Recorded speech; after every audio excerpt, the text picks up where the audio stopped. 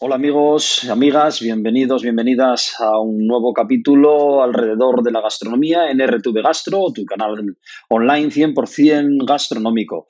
Hoy, como os prometía en el último vídeo, vamos a seguir acercándonos al mundo de la cata, tratar de aprender a catar, en este caso, un vino, que es lo que vamos a hacer, y vamos a empezar con las fases, con esas tres fases de la cata. Si en el capítulo anterior hablábamos del estado de la persona, del estado físico, del estado de capacidad para poder catarlo y cuáles serían las condiciones ideales tanto de la persona como del espacio que vamos a utilizar, en este capítulo de hoy vamos a hablar de, de una de las tres fases de la cata. Recordemos que las tres fases serían, en primer lugar, la vista, en segundo lugar, el olfato y finalmente la degustación o la boca.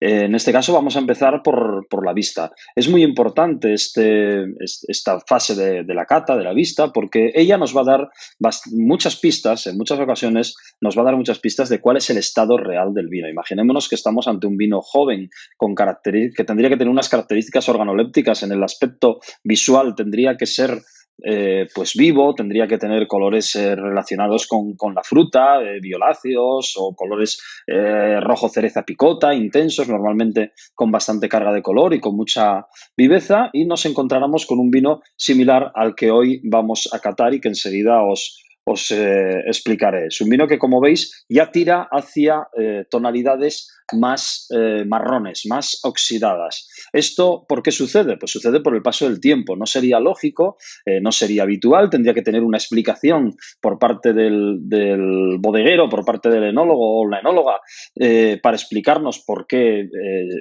tipo de elaboración es el que tiene para que tuviese este color, pero no sería lógico. Lo habitual es que un vino joven tuviera, como os digo, pues esas tonalidades más vivas, más relacionadas con el color de la uva. En el caso de un tinto, pues con esos violáceos, esos morados intensos, esos rojo picota, oscuro, esos colores que demuestran que el vino lleva poco tiempo de evolución y que no debería de tener oxidaciones.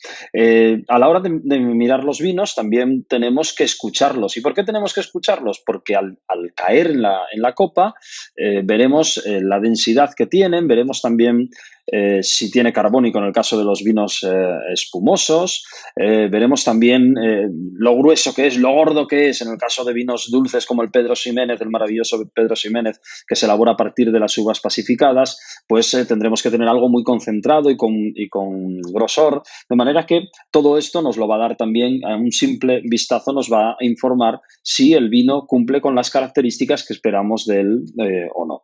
En este caso, también tenemos que fijarnos, dependiendo del tipo de vino, en unas cosas u otras. Los vinos diferentes se catan de manera distinta, por lo tanto, tendremos que tener esto en cuenta. A la hora de mirar, por ejemplo, un vino espumoso, pues es muy importante que observemos si tiene carbónico, si ese carbónico lo hace en forma de un rosario, es decir, si las burbujas van subiendo entrelazadas lentamente hacia la parte alta de la copa y en ella forman un circulito que conocemos como corona. Este tipo de información nos va a dar también, nos va a decir también si el vino cumple con las características que estamos esperando. Si por el contrario, en un vino tranquilo, en los vinos más habituales, en los vinos que no deberían de tener gas, que no deberían de tener carbónico, de repente encontramos que hay una cantidad de carbónico, puede ser que se haya hecho una mala fermentación y que por lo tanto nos encontremos ante un defecto del vino. Por lo tanto, esto es importante.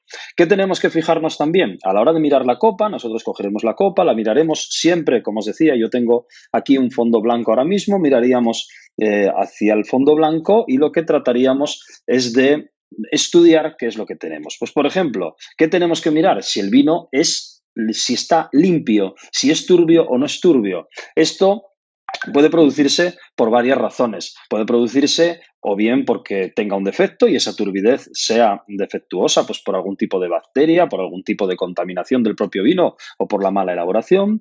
Puede ser porque hay una precipitación de la caída del color. Puede suceder en vinos que lleven tiempo en botella, vinos que sean viejos, puede ser que se vayan enturbiando porque el color se vaya cayendo. Pero puede ser también porque el bodeguero, la bodeguera, haya decidido pues que sea así, es decir, haya decidido no tratarlo, no filtrarlo, no clarificarlo, no hacerle nada para que ese vino pues no tenga esa limpidez y esa brillantez que tienen la mayor parte de los vinos del mercado. ¿Quiere decir esto que el vino es peor o es mejor en razón a este aspecto? No, lo que puede ser es más bonito o menos bonito, pero no tiene nada que ver con la calidad. Puede ser un defecto o puede ser intencionado. Por lo tanto, tendremos las otras dos fases que explicaremos más adelante para poder llegar a la conclusión de si el vino que estamos catando realmente tiene calidad o no la tiene y si esa turbidez es parte de un defecto de elaboración o no lo es. Bueno, pues si entramos en materia, lo primero que tenemos que hacer, como digo, es observar el vino a su caída, al servicio.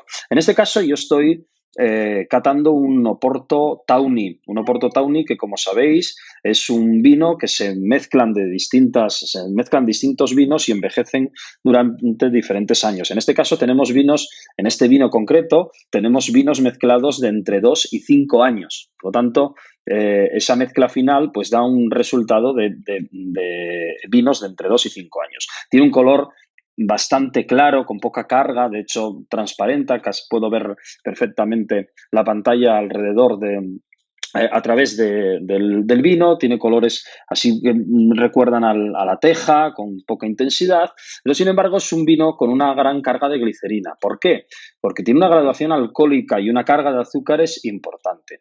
No sé si se puede apreciar, yo creo que sí, que se aprecia bien en la imagen como esas lágrimas gruesas que hay alrededor de la copa, que caen lentamente y que son de bastante grosor, nos indican que el vino tiene una importante carga de azúcar o un importante grado alcohólico o en este caso las dos cosas. Esa información es una información que en razón a lo lento que caigan las gotas y lo pegadas que queden en la pared y el grosor de estas, por ejemplo, volviendo a hablar de un fantástico Pedro Ximénez, si habláramos de un Pedro Ximénez viejo, seguramente al moverlo tendríamos el total de la copa impregnado de su color y caerían muy lentamente estas gotas que serían muy, muy gruesas. Vamos a mirar esa limpieza. En este caso el vino es un vino muy limpio, completamente, como digo, con bastante transparente, con poca carga de color y ningún tipo de turbidez.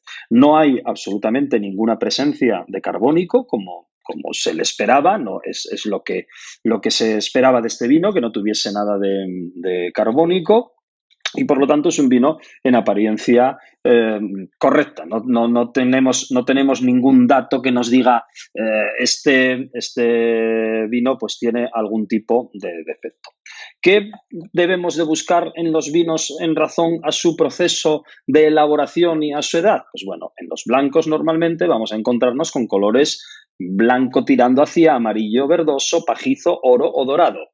¿En qué va a intervenir esto? Pues sería el orden de más joven a más viejo. Tiran siempre amarillo más verdoso, más relacionado con el color de la uva y más vivo cuando estamos hablando de vinos normalmente jóvenes y según va pasando por distintos procesos de crianza o de envejecimiento, por lo tanto de oxidación, lo que pasaremos a esos oro y a ese dorado, colores que finalmente pueden tener bastante intensidad de color.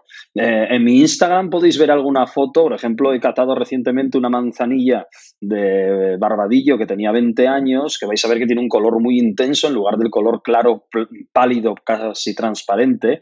Recordar @SergiuSolares en Instagram o en Facebook o en Twitter, podréis ver alguna foto de esos colores de los vinos de los que os estoy hablando. En el caso de los vinos rosados vamos a ir siempre con rosa fresa, incluso tonalidades violáceas en algunos de ellos, caminando hacia el tejado, el ladrillo y el salmón.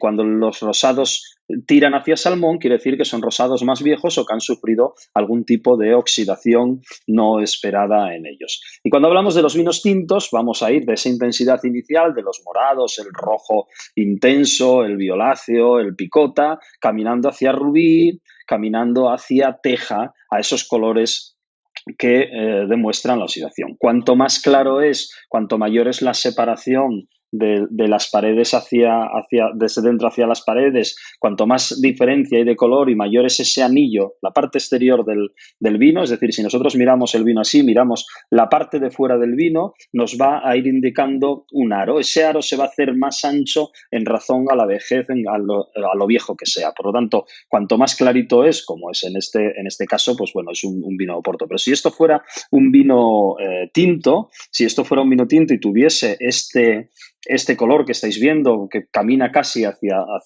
esas tonalidades atejadas, estaríamos ante un vino bastante viejo que ha perdido la mayoría de su color ya, de su carga de color. Por lo tanto, bueno, debemos de tener en cuenta estas características para analizar el vino. En el próximo capítulo hablaremos del olfato, de la nariz. Explicaremos las características organolépticas en cuanto al aroma, que son muy importantes porque van a ayudar mucho. Tened en cuenta que cuando hablamos de sabores, la mayor parte de las veces queremos hablar de aromas. Por lo tanto, será muy importante porque nos ayudará o no a disfrutar de la degustación posterior. Y en ella vamos a encontrar muchos defectos o muchas virtudes que nos van a ser el segundo paso y van a confirmarnos o no lo que estábamos viendo con el sentido de la vista. Espero que os haya gustado esta sesión, que os ayude a aprender un poquito más y ya sabéis que podéis encontrarnos como siempre en rtvgastro.com, @rtvgastro en redes sociales o @Solares en el caso de que queráis hablar conmigo directamente y estaré encantado de resolver las dudas que tengáis a través de cualquiera de ellas. Nos vemos en nada.